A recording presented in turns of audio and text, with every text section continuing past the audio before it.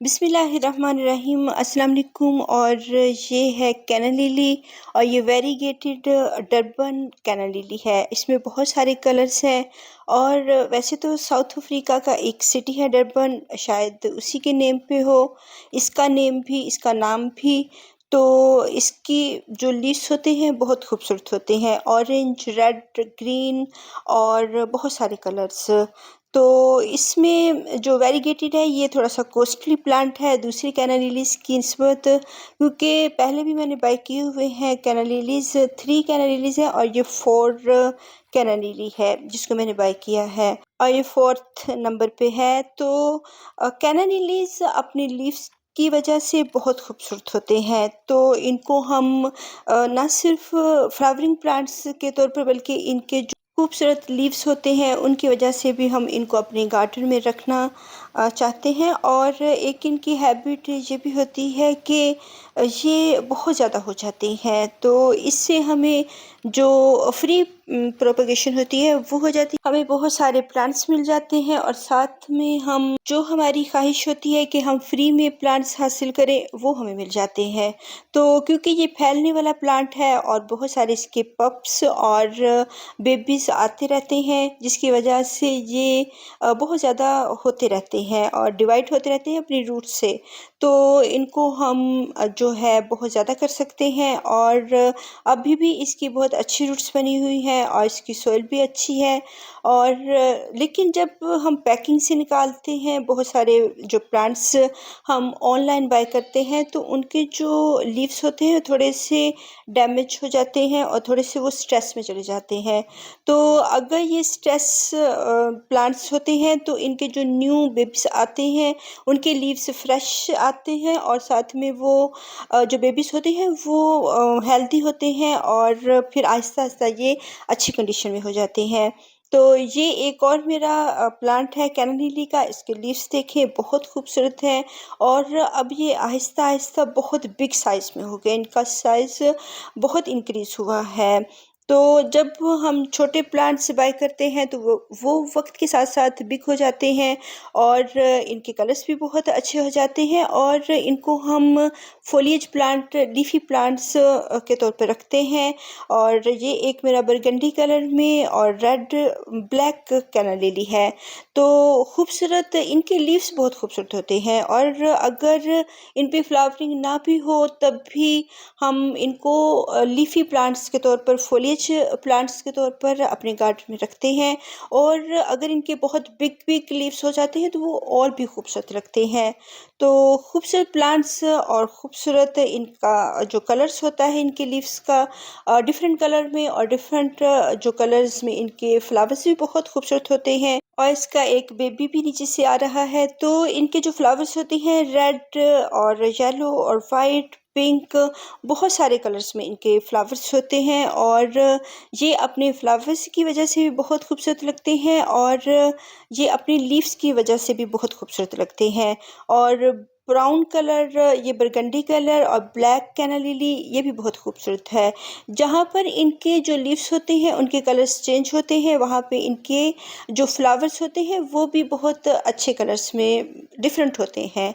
तो इनको हम ये हमें मिलते हैं 2 in 1, मीन्स के अगर इनकी फ्लावरिंग नहीं भी हो रही तो ये पेरिनियल प्लांट्स हैं और सारा साल हमारे गार्डन में रहते हैं और इनके जो इनके लीव्स होते हैं वो बहुत खूबसूरत गार्डन को करते हैं और कलर देते हैं। और जहाँ पे बहुत ग्रीनरी होती है हमारे गार्डन में वहाँ पे बहुत सारे कलर्स हम ऐड कर सकते हैं। तो ये इसके अभी कलर थोड़े से फेड हुए हैं, तो क्योंकि मैंने ये 1 वीक में वीडियो बनाई है तो इसके आगे चल के आपको मैं कलर्स भी दिखाती हूँ। और इसका हम पॉट तैयार करेंगे, नीचे बहुत सारे इसके लीव्स डाल लेंगे और फेड जो फ्लावर्स होते हैं और लीव्स और ब्रांचेस, क्योंकि मेरे पास कम थी इसलिए मैंने कम डाली है, अगर आपके पास ज़्यादा है तो आप ज़्यादा भी डाल सकते हैं। तो इसमें हम बल मिट्टी का इस्तेमाल करेंगे और इसको हम बहुत अच्छी सी सैंडी सॉइल देंगे, क्योंकि ये बहुत रूट्स बनाने वाला और बहुत फैलने वाला प्लांट है। ग्राउंड कवर प्लांट है और ये स्प्रेड होता जाता है तमाम ही ग्राउंड के ऊपर, और इसके बेबीज़ और इसके पप्स आते रहते हैं, जिसकी वजह से ये बहुत जगहों पे ये फैल जाता है और इस वजह से हम इसको बिग पॉट देंगे। हालाँकि एक छोटा-सा प्लांट है, लेकिन इसको बार-बार इसकी रिपोर्टिंग की ज़रूरत पड़ती है। तो इसलिए हम एक ही मर्तबा इसको बिग पॉट दे देंगे, ताकि कम से कम 2 ईयर्स 3 ईयर्स ये इस पॉट में रहे। और अगर हम ये छोटा प्लांट समझेंगे कि इसकी रूट्स बहुत छोटी-सी हैं और इसको अगर हम छोटा पॉट देंगे तो फिर ये इसके लिए इनफ नहीं होगा, क्योंकि इसने जो इसकी हैबिट है बहुत ज़्यादा रूट्स बनाने की और बहुत ये फैलने की आदत है, जिसकी वजह से इसको बहुत बिग पॉट की ज़रूरत होती है। तो वक्त के साथ साथ हम इनको अलहदा करके तो बहुत सारे इनके पॉट्स तैयार कर सकते हैं, बहुत इनकी प्रोपगेशन हम कर सकते हैं। जितनी इनके पप्स निकलते आएंगे, इनको हम रूट से डिवाइड करेंगे और एक न्यू इसका प्लांट हम बना सकते हैं और बहुत सारे इनके प्लांट्स बना सकते हैं। हमेशा जब भी हम सॉइल को पॉट के अंदर डालते हैं तो नीचे हम इसको दबाते हैं, इसका बेड बनाते हैं, ताकि जो है प्लांट जो हमारा प्लांटर है उसकी जो सॉइल है वो बह ना जाए पानी देने से। अगर हम नीचे इसका बेड बना देते हैं, इसको दबा देते हैं, तो सॉइल हमारी एक तो ज़ाया नहीं होगी और जो हमारा फ्लोर है वो भी ख़राब नहीं होगा और टाइल्स मार्बल्स हमारा फर्श ख़राब नहीं होगा। तो इससे ये है कि आप थोड़ा सा नीचे करके हम इसको लगाएंगे, क्योंकि इसको हम पानी का हक भी देंगे।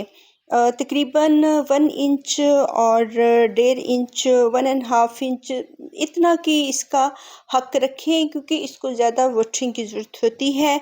तो इसलिए हम इसकी वाटरिंग का हक रख के फिर इसको रिप्लांट करेंगे। तो इसमें थोड़ी सी पक्की सॉइल भी है, जो पक्की सॉइल इसके लिए वो भी अच्छी है, सैंडी सॉइल भी अच्छी है, तो मिक्स सॉइल इसके लिए बहुत अच्छी है। और क्योंकि इसने बहुत ज़्यादा फैलना है तो फिर इसको हम अच्छी सी भल मिट्टी देंगे। अगर थोड़ी सी पक्की मिट्टी है तो वो भी ठीक है और इस प्लांट के लिए, और इसमें थोड़ी सी लीफ कंपोस्ट है और इसमें थोड़ी सी गोबर की खाद ऐड है और बहुत ज़्यादा इसमें सैंड है। सैंड सॉइल जो होती है, जो भल मिट्टी होती है, वो बहुत जो होती है प्लांट्स के लिए और जो न्यू प्लांट्स होते हैं उनके लिए बहुत अच्छी होती है। अगर अच्छी सॉइल होगी तो वो प्लांट को भरने में मदद करेगी, और क्योंकि इसने पप्स निकालने होते हैं, अगर सॉफ्ट सॉइल नहीं होगी तो फिर ये हार्ड सॉइल में पप्स निकालना इसके लिए थोड़ा मुश्किल होगा।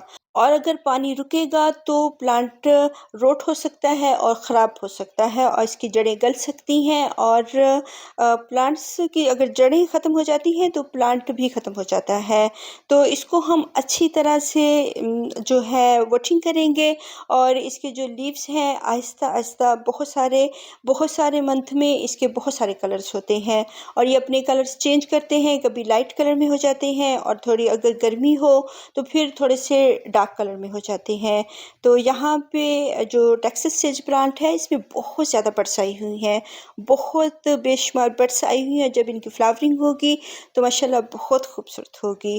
तो जो हमारे गार्डन में हमें फल मिलता है हमारी मेहनत का, वो देख के हमें खुशी भी होती है। अब ये ग्रीन कलर में इसके लीव्स हैं और थोड़ा ये धूप वाले एरिया में पड़ा हुआ है, तो इसमें इसके लीव्स थोड़े बर्न हो रहे हैं। वैसे तो ये आउटडोर प्लांट है, लेकिन जो है इसको इतनी भी हार्श धूप हम नहीं देंगे कि इसके लीव्स बर्न होना शुरू हो जाए और क्रिस्पी हो, ख़राब हो जाए।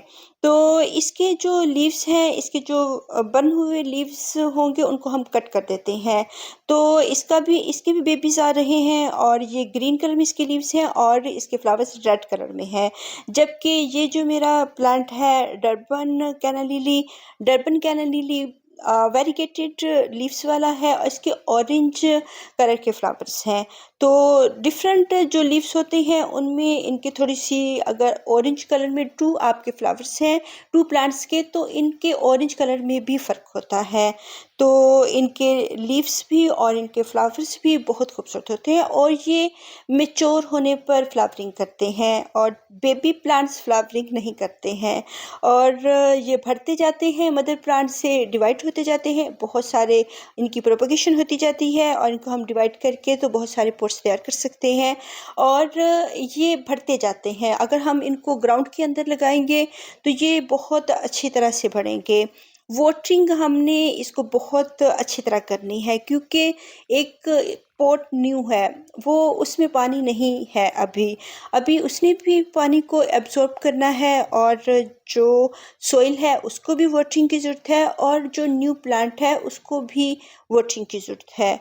तो इसको हम 2-3 मरतबा अच्छी तरह से वाटरिंग करेंगे, भर के वाटरिंग करेंगे, बल्कि मैं 2-3 दिन इसको वाटरिंग करती रहूँगी, फिर हम इसको बिल्कुल छोड़ देते हैं।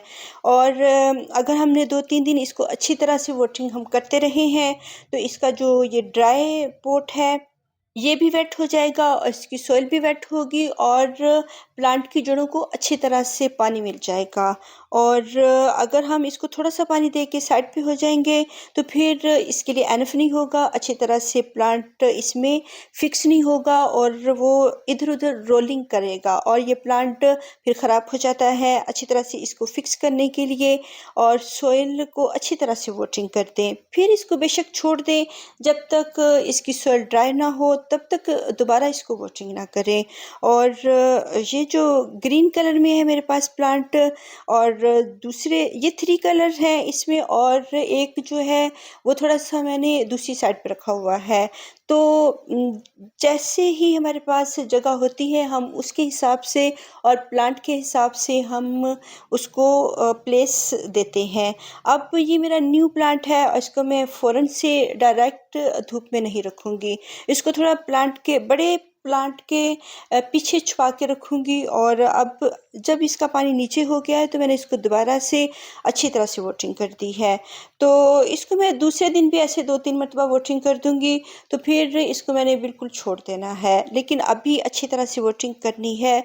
और इसका मैं रिज़ल्ट भी दिखाती हूँ 1 वीक के बाद। इसका जो ये लीफ अभी नहीं निकल रहा है, अभी ये बंद है, खुला हुआ नहीं है, तो 1 वीक के बाद ये अच्छी तरह खुल जाता है, इसके कलर भी इन्हेंस होते हैं और खूबसूरत कलर्स हैं इसके। और अगर हम वैसे तो ये आउटडोर प्लांट है और फुल धूप का प्लांट है, लेकिन क्योंकि हार्श धूप है, बहुत गर्मी है और ये मई का मंथ है लेकिन गर्मी बहुत शदीद गर्मी है, तो इसमें फिर अगर हम डायरेक्ट धूप में रखेंगे तो फिर इसके जो लीव्स हैं बर्न होंगे, ख़राब होंगे और प्लांट के लीव्स क्रिस्पी होकर गिरेंगे। अब तकरीबन 6-7 डेज़ के बाद का रिज़ल्ट है और इसकी ये स्टॉक लॉन्ग भी हो गई है, इसमें से 2 लीव्स भी अच्छी तरह निकल आए हैं और इनके कलर्स भी बहुत खूबसूरत हैं। जो ओल्ड लीफ हैं वो तो आहिस्ता आहिस्ता ख़राब हो जाते हैं, तो वो खुद ही झड़ जाते हैं और अभी हम इसको नहीं उतारेंगे क्योंकि ये पहले ही स्ट्रेस से निकला है और अभी ये निकल रहा है। तो ये आहिस्ता आहिस्ता इसके लीव्स पुराने होते जाएंगे, न्यू आते जाएंगे और जो ओल्ड लीव्स होते हैं ये खुद ब खुद उतर जाते हैं। अगर इनमें कोई सुराख वगैरह हुए हैं तो कोई बात नहीं है, ये हमारे पास लीव्स है और लीव से ही प्लांट होता है। अगर खाली ब्रांचेस रह जाएंगी और फिर दोबारा से निकल आती हैं इसकी, क्योंकि नीचे राइसोम्स होते हैं और इसके बल्ब्स होते हैं और जिसकी वजह से ये निकल आते हैं और ये जैसे चेन की तरह बढ़ते हैं और एक प्लांट से दूसरा और तीसरा, तो ऐसे इसका पूरा पोट भर जाता है। जब बहुत ज़्यादा इसकी रूट्स बाउंड हो जाएं तो फिर ये बार बार इसके जो लीव्स होते हैं नीचे को जो बेंड होते हैं, ड्रूप होते हैं, ड्रूपी शक्ल इख्तियार कर लेते हैं, लटक जाते हैं। तो अगर ये थोड़े से लटक जाते हैं तो फिर इनको हम जो है अच्छी तरह से वाटरिंग करते हैं। तो अगर हमें पता चल जाता है कि ये बार बार ड्रूप हो रहे हैं और इनकी अब रूट्स बाउंड हो रही हैं, तो फिर हम इनको एक नया पॉट देते हैं और बिग पॉट में लगाते हैं। और अगर ये बिग पॉट भी भर जाता है तो फिर हम इनको डिवाइड करके उनके 2-3 पॉट्स तैयार कर सकते हैं और ये फ्री के प्लांट्स हमें हासिल हो जाते हैं और गार्डन में बढ़ते रहते हैं। और ख़ास तौर पर ऐसे ही प्लांट्स मुझे ज़्यादा पसंद है जो कि इनकी तादाद बढ़ती जाए, ना कि ये प्लांट हम बाय करें और ये ख़त्म हो जाए। अगर हम इनकी अच्छी हिफाज़त करते हैं, इसका लीफ देखें कितना बिग साइज़ का हो रहा है माशाल्लाह। और ये दिन बढ़ने के साथ-साथ इसकी एज बढ़ रही है, तो इसके लीफ का साइज़ और जो है इंक्रीज़ हो रहा है। और इसके जो स्टिप्स हैं लाइट ग्रीन, लाइम ग्रीन और 2-3 कलर हैं इसमें ग्रीन कलर के, तो ये बहुत खूबसूरत लग रहा है अपनी लीव्स की वजह से।